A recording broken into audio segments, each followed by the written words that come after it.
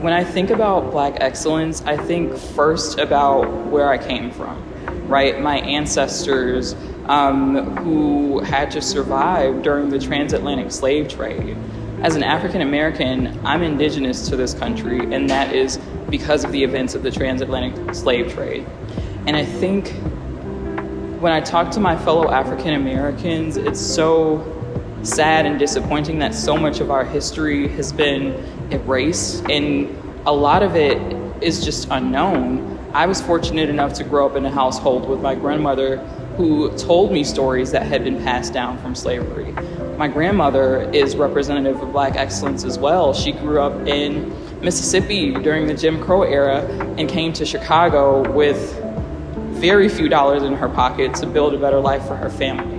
And just hearing those stories that had been passed down through slavery, what our ancestors achieved, what my grandmother achieved, the values that were passed down from my grandmother to my mother to me, that is what I consider Black excellence. I don't think that you need to get an award to be considered excellent. I know so many everyday African Americans and folks from the Black and African diaspora. There are so many folks who did not have the opportunities that I've had and certainly are not recognized for their achievements, who are knocking it out of the park every single day. Another example is my mother.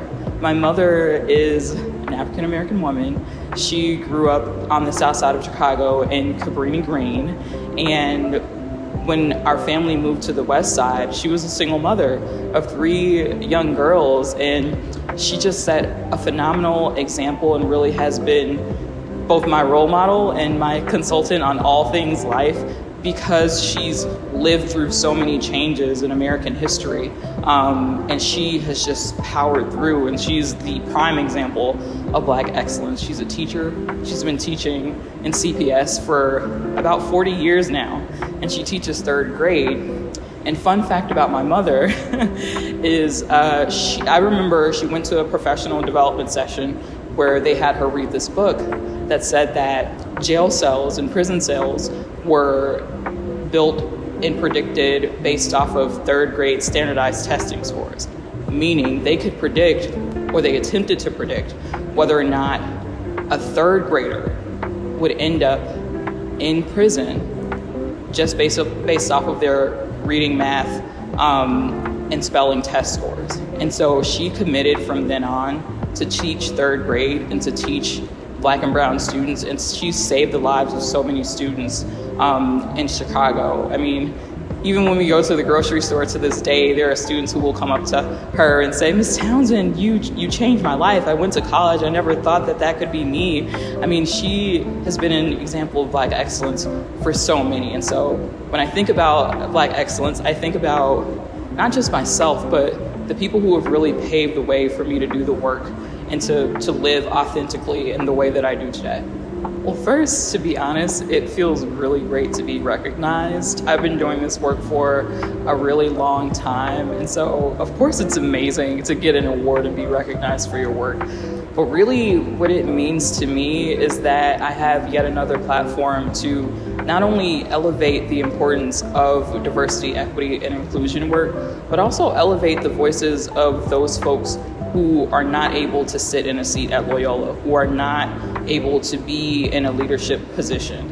I am a servant leader, and I take that very seriously. And as a servant leader, I am always looking for ways to elevate the voices of marginalized groups who have been historically shut out from the decision-making processes that affect them directly. So this is really just an amazing platform for me to elevate that work and to elevate the voices of the historically marginalized.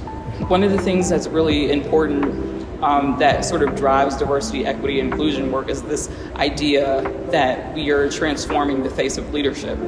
And so we recognize that our nation was built upon policies and procedures that excluded people of color from decisions that affected them. So what we're trying to do is ensure that we have leadership pathways for those folks who strive to be in leadership positions at cancer centers, whether it's at Lurie or beyond. We want to make sure that we're preparing them to be leaders and that we're elevating their platforms as well.